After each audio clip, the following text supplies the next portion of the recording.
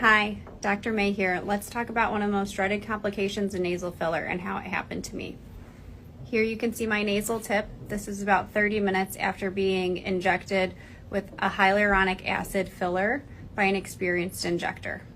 You can see this lacy reticular pattern going up my nose, which is a sign of venous congestion. The congestion and compromise to the blood supply to my nasal tip progressed, and you can see my whole tip started turning a purplish color. This is a sign of impending necrosis and a sign that you need to get your filler reversed. This is another angle showing congestion and impending necrosis with poor blood supply to my nose.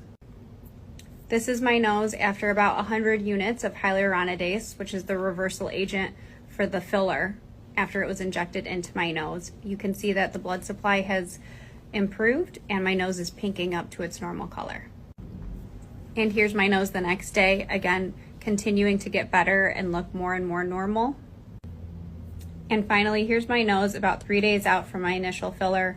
You can see it's all fully reversed and there's no signs of any permanent damage to my nose. So in summary, nasal filler necrosis is a very rare complication.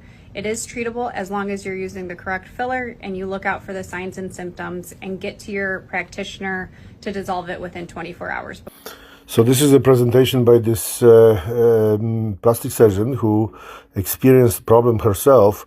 She was injected with hyaluronic acid type of filler, and fortunately so, because she experienced a problem. She experienced the occlusion of the vascular supply to the nose and possibly could lose her nasal tip.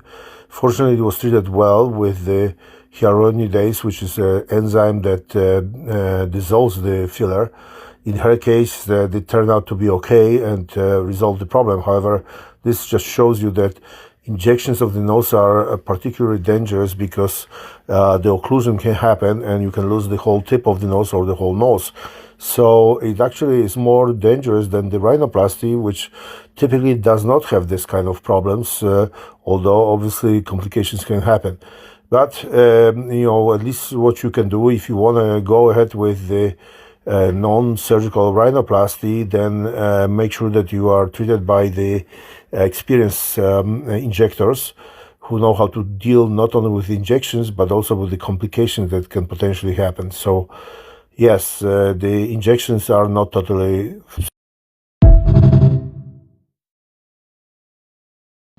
Hi, Dr. May here. Let's talk about one of the most dreaded complications in nasal filler and how it happened to me.